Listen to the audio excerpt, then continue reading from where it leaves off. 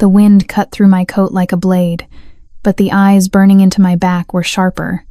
Lewis wasn't chasing me to catch me, he was hunting me to break me. The cold bit through to bone, but the terror was deeper. My breath came in ragged gasps, each one tasting like metal and panic. My boots pounded against wet cobblestones, the rhythm frantic, chaotic, desperate. Behind me, Lewis's footsteps were different. Steady, relentless. Not the wild sprint of someone trying to catch up, but the patient stride of a predator herding wounded prey toward the kill. Move, Whitney. Just move. But where was left? I'd been running for 6 weeks. 6 weeks of sleeping with one eye open in cheap motels, of changing my hair in gas station bathrooms, of throwing phones into rivers and buying new ones with cash. The texts that followed me across state lines. The flowers delivered to apartments I'd never told anyone about. The photographs God. The photographs of me sleeping, eating, living. Taken by someone who shouldn't have been there. Lewis's voice echoed in my memory, smooth and reassuring. Whitney, you're exhausted. You're imagining things. I'm just worried about you. Let me help you. But worry didn't track your location. Worry didn't hire private investigators. Worry didn't look at you like you were property that had wandered too far from its owner. The city lights smeared across the rain-slicked streets like wet paint, crimson, electric blue, gold, all bleeding together into a fever dream I couldn't escape. My side screamed, a sharp, vicious stitch that threatened to drop me right there on the pavement. I pushed through it. Ahead, maybe 40 feet through the downpour, I saw Salvation, the Obsidian Club. The name was carved into black marble above heavy steel doors, barely visible through the storm, but the deep amber glow spilling from the windows promised warmth. Safety. Something. It looked exclusive. Dangerous. The kind of place where people like me, soaked, hunted, ordinary, were thrown back into the street. I didn't care. 30 feet. 20. Lewis's voice cut through the rain. Closer now, intimate in its menace. Whitney, stop running. You know this ends badly. Just come back to me. That was the problem. I didn't know how this ended, but every instinct I had left was screaming that going back meant disappearing forever. 10 feet. 5. My hand slammed against the steel door, fingers slipping once, twice on the rain-slicked surface before finding the handle. I yanked it open with strength I didn't know I had left, and crashed inside into absolute silence. The rain vanished, the wind died. Even Lewis's footsteps disappeared, swallowed by the sudden, oppressive quiet of a world that didn't operate by the same rules as the one I'd just left. I stood there, dripping on polished black marble, chest heaving, while dozens of eyes turned toward me in perfect, predatory unison. The music had stopped. Welcome back to the channel, my thrill seekers. Before we find out who's waiting in that silence, I need you to hit that subscribe button, smash the like, and comment down below where are you watching from right now and what time is it in your city. Let's see how far our dark family reaches across the world. Now, let's step into the shadows together. The silence wasn't empty. It was full of violence waiting to happen. I couldn't move. My legs had carried me this far on pure adrenaline, but now they locked in place, trembling beneath me. Water dripped from my hair, from my fingers, pooling on marble so polished I could see the fractured reflection of myself staring back, pale, wild-eyed, hunted. The club was beautiful, in the way a knife was beautiful. All dark wood and crimson leather, crystal chandeliers casting amber light over faces that didn't belong to anyone ordinary. These weren't weekend drinkers or corporate executives pretending to be dangerous. These were men who'd buried bodies and slept soundly after. And every single one of them was looking at me. They didn't rush forward, didn't shout or draw weapons. They simply stood, a wall of expensive suits and cold eyes, forming a semicircle that cut off any escape back to the door. Back to Lewis. I was trapped between monsters, and I didn't know which ones would kill me faster. Then I heard it.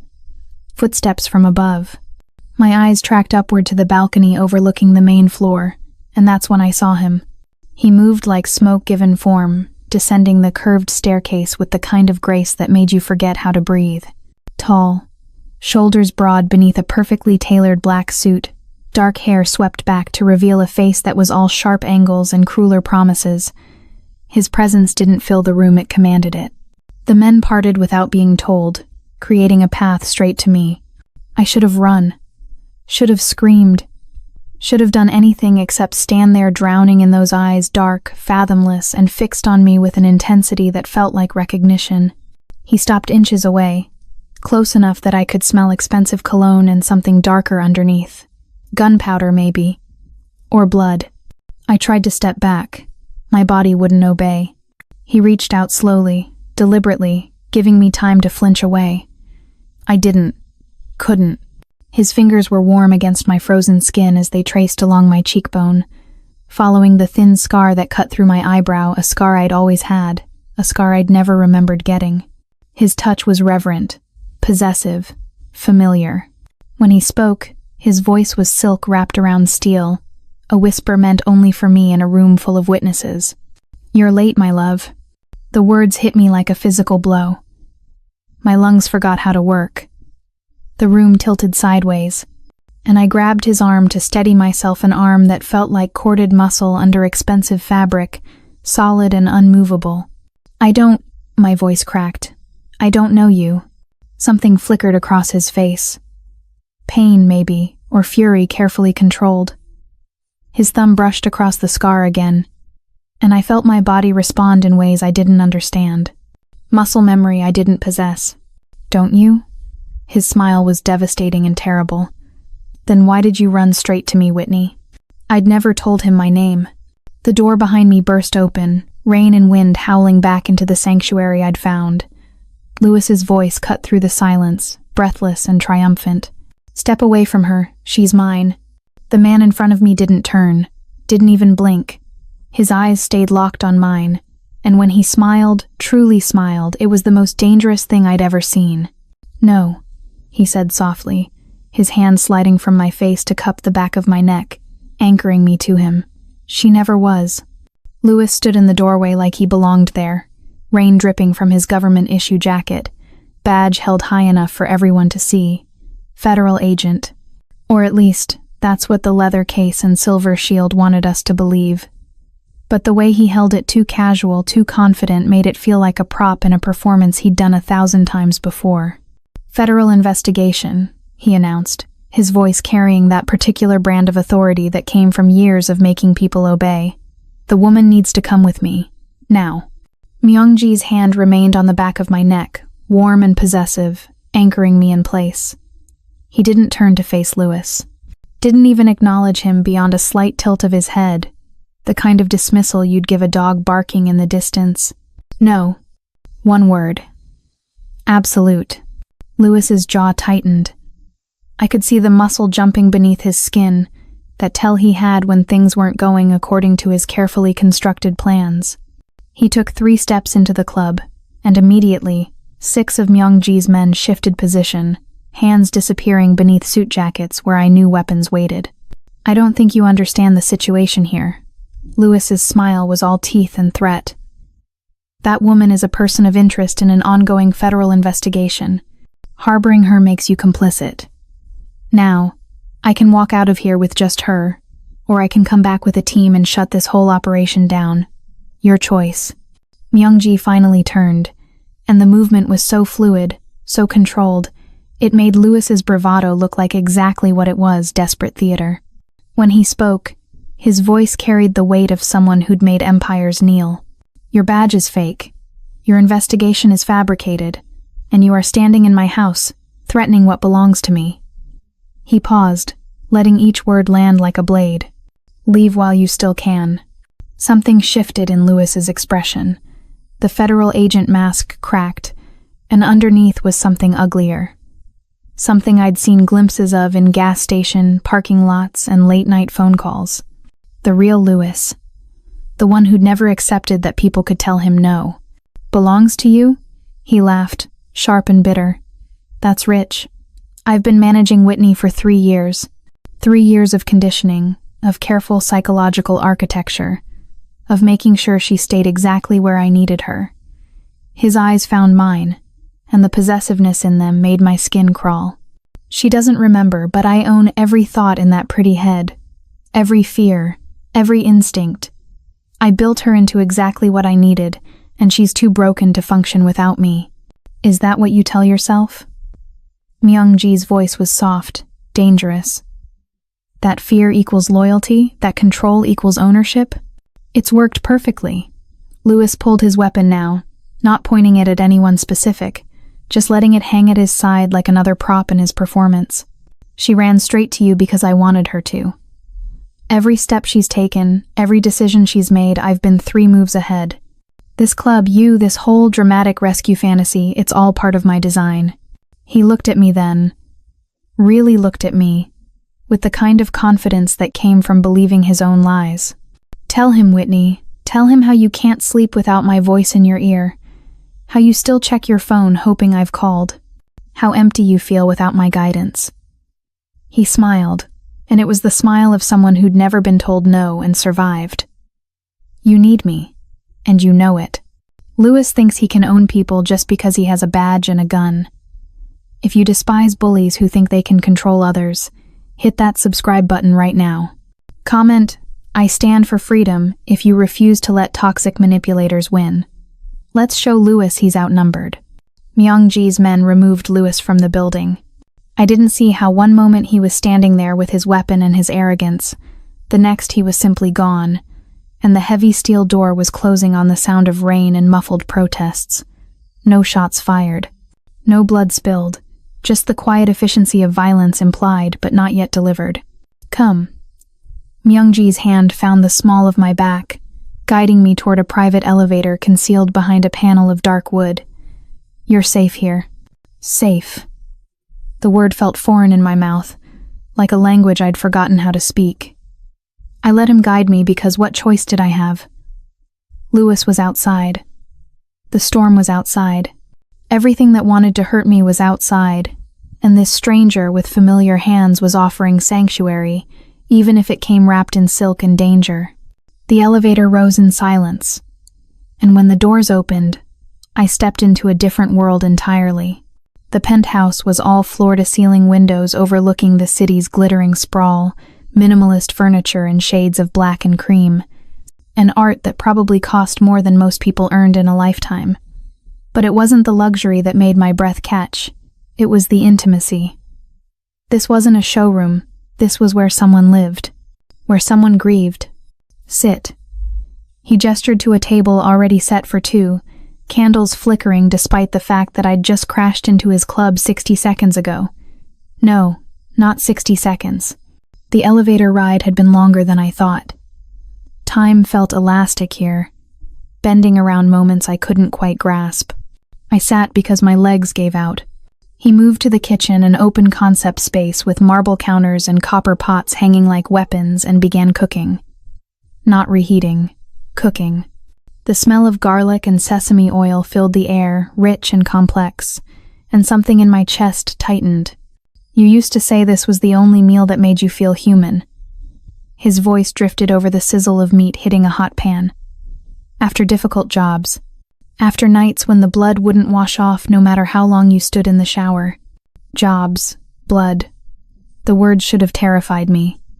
Instead, they felt like puzzle pieces I'd been missing, sharp-edged, and almost fitting into spaces I didn't know were empty. He plated the food with careful precision bulgogi, kimchi, rice molded into perfect rounds, and set it in front of me.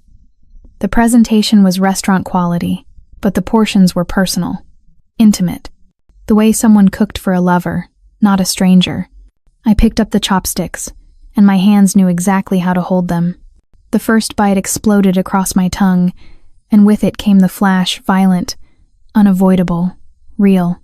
Blood on my hands. Not mine. Never mine. Cash in rubber-banded stacks, more money than I could count. A red dress clinging to my body like a second skin, expensive and ruined.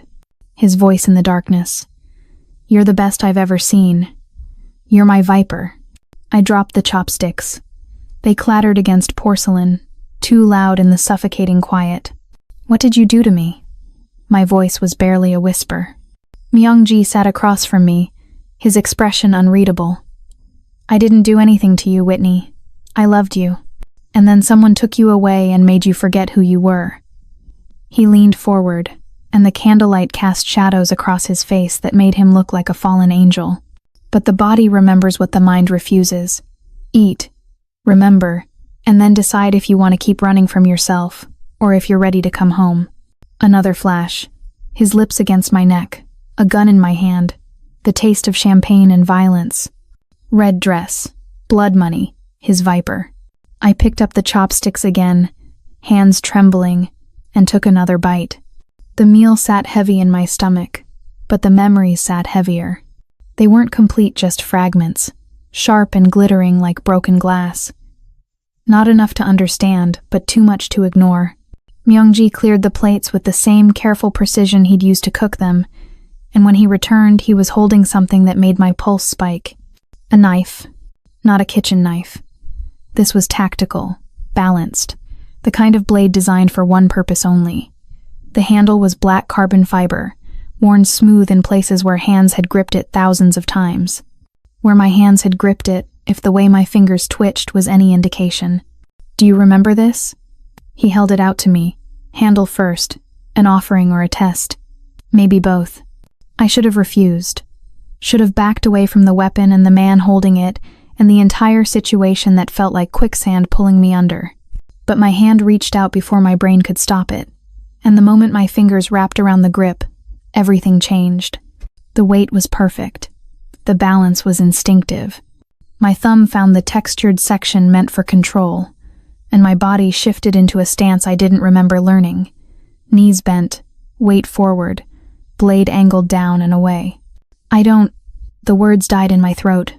Myung-ji moved, just a slight shift toward me, and my body reacted before thought could intervene. I spun, the knife flipping in my palm with a precision that defied explanation, and suddenly he was against the wall, my forearm across his throat, the blade's edge pressed against his jugular with exactly enough pressure to dimple skin without breaking it. Professional. Controlled. Lethal. His pulse beat against my wrist, steady and unhurried. Like being held at knife point by a woman who supposedly couldn't remember how to kill was just another Thursday evening. "There she is." His voice was rough, approving, and something else. Something that made heat coil low in my belly, despite the violence humming between us. My viper. I should have stepped back, released him, apologized for the instinct that had moved my body like a puppet on strings I couldn't see. But I was frozen, staring at my own hand, at the way it held the weapon with the casual familiarity of an extension of my own body. "I don't know how to do this." My voice cracked on the confession. "Your mind doesn't." His hand came up slowly, carefully, wrapping around my wrist not to push the knife away, but to hold it there, hold me there. "But your body does. 3 years of conditioning couldn't erase 20 years of training. Lewis tried to make you forget you were dangerous, but you can't unlearn what's written into your bones." The knife trembled. Or maybe that was my hand. I couldn't tell where the weapon ended, and I began anymore. "How many people have I killed?" The question came out as a whisper. Only the ones who deserved it. His free hand cupped my face, thumb brushing across my cheekbone with a tenderness that contradicted the blade at his throat. "You were never a monster, Whitney. You were justice. My justice." The sexual tension was suffocating, dangerous, crackling in the space between us like a live wire. His body was solid against mine, close enough that I could feel his heat, smell the cologne and gunpowder, see the dark hunger in his eyes that said he remembered everything I'd forgotten. I dropped the knife. It clattered to the floor, and the sound broke whatever spell had been holding us frozen. My hands shook as I stared at them. These hands that knew how to kill, that moved with lethal precision, that belonged to someone I didn't recognize. Whitney was made to believe she was weak. If you're tired of systems and people lying to keep you down, smash that like button. Don't let the liars control your narrative.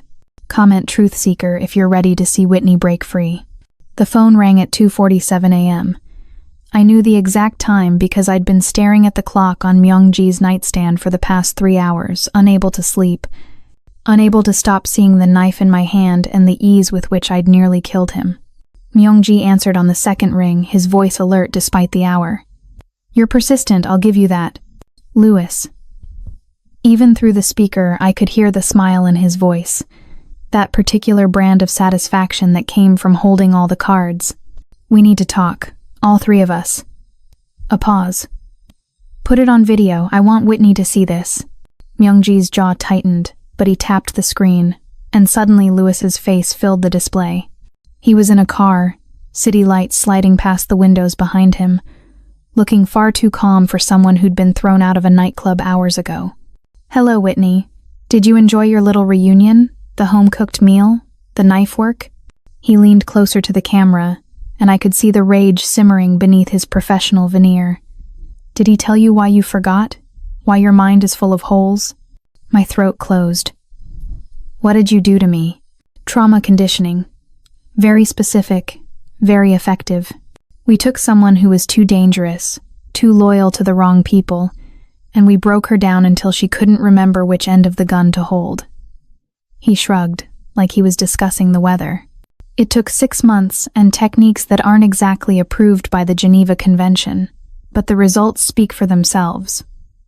You became exactly what I needed. Dependent, controllable, mine. Myungji's hand found mine in the darkness, squeezing hard enough to ground me. Why are you telling me this? My voice sounded hollow. Because you need to understand what's at stake. Louis shifted the camera, and the image changed. A child, maybe 3 years old, with dark curls and eyes that were Myungji's exact shade of brown.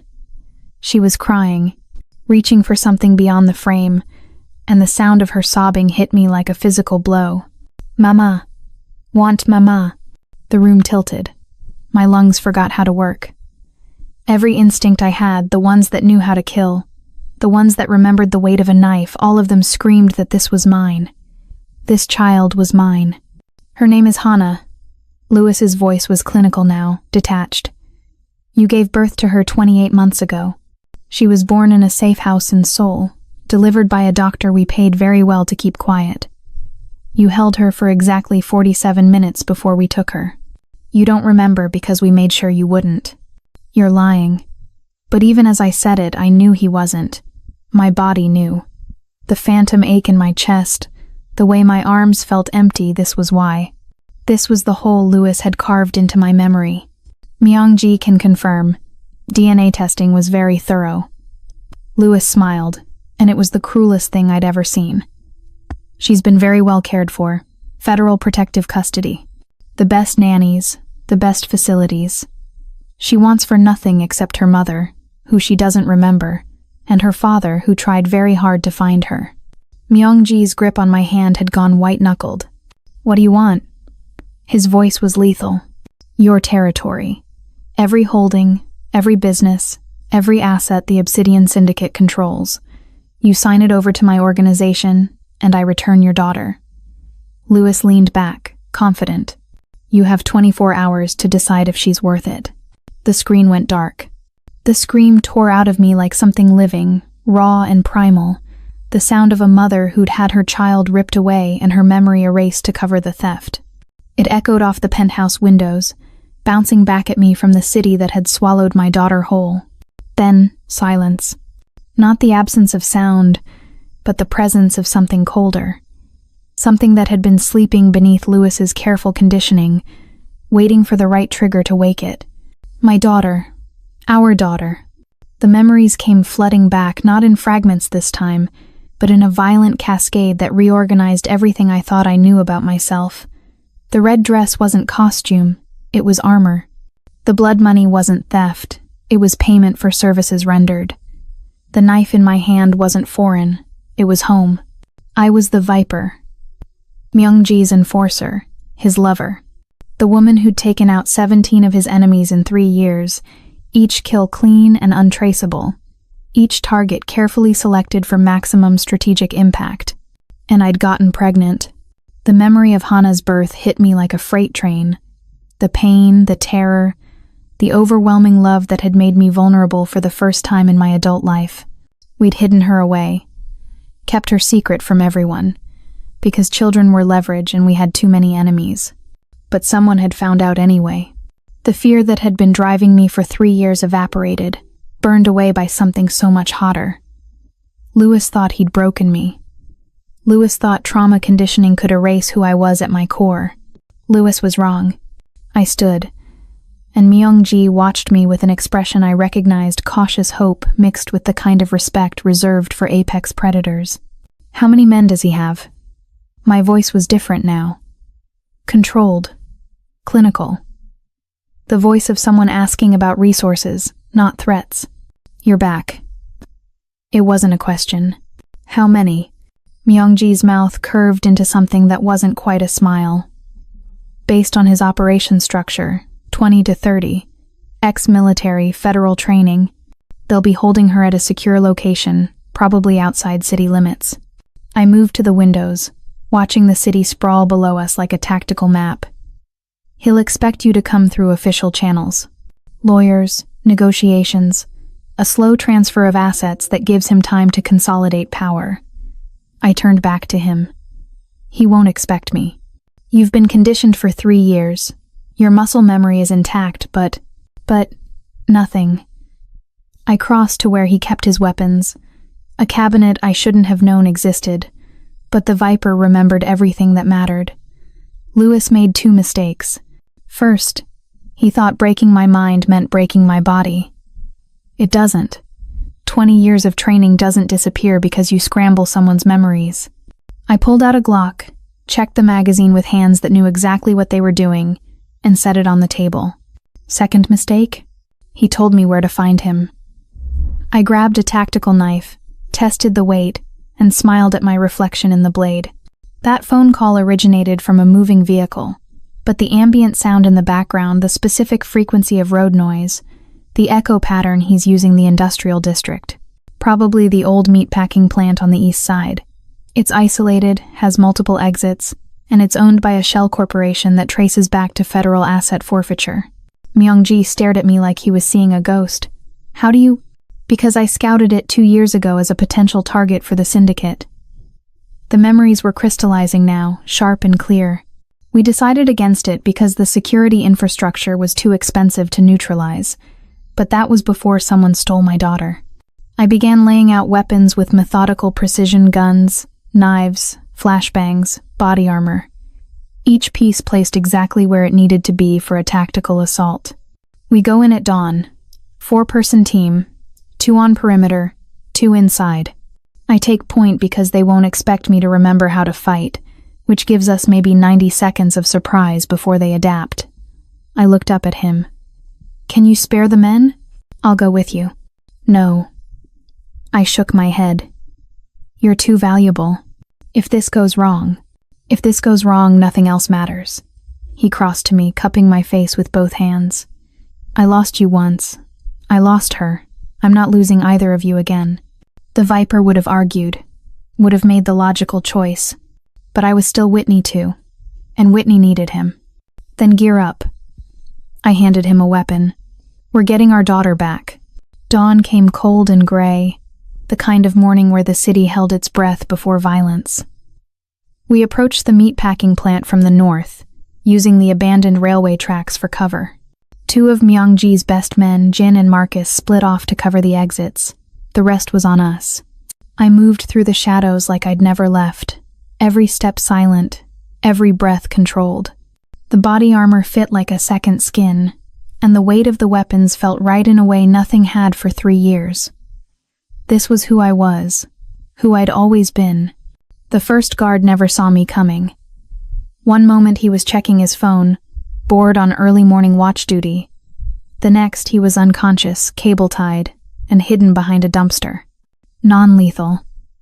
I didn't kill unnecessarily, never had. The Viper was precise, not sadistic. Myung-ji moved behind me, covering angles, watching my back the way he'd done 100 times before. We didn't need to communicate, our bodies remembered the rhythm, the dance of 2 people who'd fought together enough to become a single weapon. The entry point was a service door on the east side. I picked the lock in 14 seconds, and we slipped inside to the smell of rust and old blood. The plant had been abandoned for years, but Lewis had transformed it into a fortress. Motion sensors, cameras, reinforced doors. He'd been planning this for a long time. Too bad he'd never fought someone who knew every trick he'd taught them. I disabled the first camera with a precisely thrown blade. The second, I avoided by timing the sweep pattern I'd memorized from the exterior. Third corridor, 2 guards, I took the left. Myung-ji took the right. Synchronized, silent, efficient. The building opened up into the main processing floor, and that's where they were waiting. 15 men, armed and positioned in a defensive perimeter around a reinforced room in the center.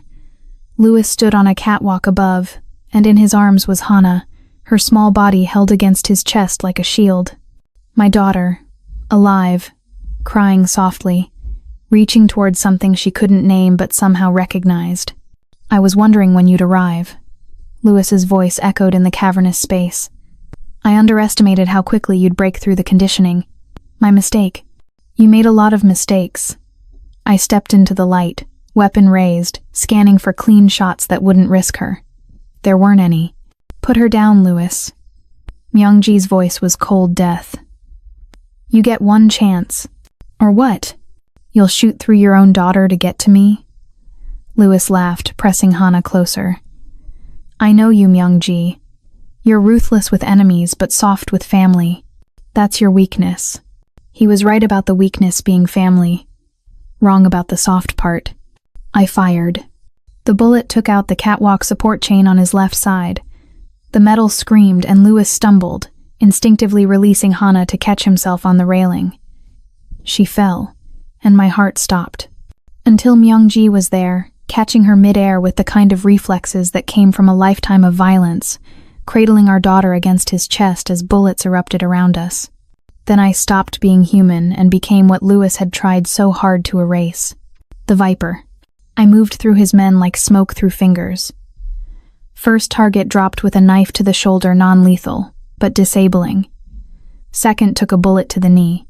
Third through fifth went down to precise strikes that left them breathing but unconscious. I didn't think. Didn't hesitate. My body knew every angle, every opening, every fraction of a second where their attention wavered. Myung-ji had taken cover with Hana, returning fire with his free hand, and I could feel his pride radiating across the battlefield. This was the woman he'd loved, the partner he'd lost, the mother of his child, returned to him in blood and violence and perfect, terrible grace. Louis's men fell like dominoes, and when the last one hit the ground, I turned my attention to the catwalk. Louis stood frozen, his weapon pointed at nothing, finally understanding that the game had changed, that the broken woman he'd conditioned was gone, and in her place was something far more dangerous. Look at him, hiding behind a child because he's too scared to fight a fair battle. If you hate cowards who prey on the innocent, hit subscribe and join our resistance. Comment "Protect the innocent" to show whose side you're on. Let's take this guy down. Louis backed against the catwalk railing, trapped between steel and the woman he'd tried to unmake. His weapon trembled in his hand, pointed at me but lacking conviction. We both knew he wouldn't fire, not because he was merciful, but because he still believed he had another weapon. Nightingale. His voice cracked with desperation. Nightingale sings at midnight. The trigger phrase. The words that had kept me docile for 3 years, that had buried the Viper so deep I'd forgotten how to be dangerous. I took another step forward. White room, cold hands. You're safe now. His eyes widened when I didn't stop, didn't flinch, didn't collapse into the manufactured panic response he'd built into my psyche. Whitney, listen to me. White room, cold hands, compliance is safety. Those words don't work anymore. My voice was steady, clinical. You broke the conditioning yourself when you showed me Hana. Trauma-based programming has a fatal flaw. Introduce a stronger emotional anchor, and the whole structure collapses. I was 3 feet away now, close enough to see the sweat beading on his forehead, smell the fear radiating off him in waves. I made you. Desperation gave way to rage. Without me, you're nothing. Just a weapon someone else pointed. I gave you purpose, structure, control. You gave me nothing but lies and stolen time. I knocked the gun from his hand with a single precise strike. It clattered over the edge of the catwalk, falling to the concrete below. You stole my daughter. You stole my memories. You stole 3 years of my life. I saved you." He was pleading now, all pretense of authority stripped away. "The Viper was going to get you killed. You were too loyal to him, too reckless. I gave you a normal life. You gave me a cage." I grabbed him by the throat, slamming him against the railing hard enough to knock the air from his lungs. "And you convinced me I'd built it myself." Below us, Myung-ji had carried Hana to safety, and I could hear her crying, not in fear now, but in confusion. She was alive. She was safe. Everything else was just cleanup. "Whitney, please." Louis choked against my grip. "I loved you. In my own way, Love doesn't steal. Love doesn't break. Love doesn't erase." I leaned in close, letting him see the cold precision in my eyes. "You wanted to know what the Viper could do. Let me show you." The knife found his femoral artery with surgical precision. Not the quick kill he might have hoped for, but not prolonged torture either. Efficient. Professional. Exactly enough suffering to equal the weight of his crimes, and not a second more. He crumpled, and I watched his eyes glaze with the kind of detachment that came from doing this 100 times before. Justice, not vengeance. The Viper knew the difference. I left him bleeding on the catwalk and climbed down to where my family waited. Hana stared at me from Myung-ji's arms, her brown eyes, his eyes wide and uncertain. She didn't know me. 3 years was a lifetime in a toddler's memory, and Louis had made sure she wouldn't recognize the woman who'd given birth to her. But biology was stronger than conditioning. I knelt in front of her, keeping my movements slow, non-threatening. My hands were covered in blood and gun residue, so I didn't reach for her. Not yet. "Hi, sweetheart." My voice cracked on the endearment. "My name is Whitney. I'm your mama." She studied me with the kind of intensity that only children possessed, seeing past the violence to something deeper, something that lived in shared DNA and cellular memory. Then, tentatively, she reached out one small hand and touched my face. "Mama?" The word was a question and an answer all at once. "Yes, baby. Mama's here." I looked up at Myung-ji, and the expression on his face was worth every drop of blood I'd spilled. "Mama's got you now." She leaned forward, wrapping her small arms around my neck, and I caught her against my chest with hands that knew how to kill but were learning how to hold something precious again. Above us, Louis's blood dripped from the catwalk in a slow, steady rhythm. Below us, his men groaned in their restraints. Around us, the city was waking up to a day where the Viper had returned, and the man who'd tried to cage her was finally, permanently gone. I stood, cradling Hana against my shoulder, and walked out of that place with Myung-ji at my side. We were going home. The federal building looked imposing in daylight, all marble columns and American flags, the kind of architecture designed to make citizens feel small. I walked through the security checkpoint with Louis's phone in my pocket, and a visitor's badge that had cost Myung-ji 3 favors and $50,000 in strategic bribes. The guards didn't stop me. The secretaries didn't question my presence. When you moved like you belonged, people assumed you did. The conference room was on the 7th floor, tucked behind frosted glass and mahogany doors. Inside, 5 men in expensive suits sat around a table discussing quarterly budgets and operational efficiency. These were the directors of the program that had hired Louis, the architects of my stolen life. I didn't knock. The conversation died the moment I entered. 5 faces turned toward me with varying degrees of confusion and nascent fear. They didn't recognize me. Louis had kept his pet project compartmentalized, shared on a need-to-know basis, but they recognized danger when it walked into a room. "Gentlemen." I pulled out a chair at the head of the table and sat, crossing my legs with the kind of casual authority that came from knowing I held all the power. "We need to discuss the late Agent Porter's unsanctioned activities." Director Vaughn, the eldest, recovered first. "This is a classified meeting. I don't know who you think you are, but..." I placed Louis's phone on the table between us. The screen glowed with an upload progress bar. 47% complete. "My name is Whitney Smith, though you might know me better as Asset 517. The woman Agent Porter kidnapped, conditioned, and held hostage for 3 years while he ran his personal vendetta against the Obsidian Syndicate. I watched the color drain from their faces.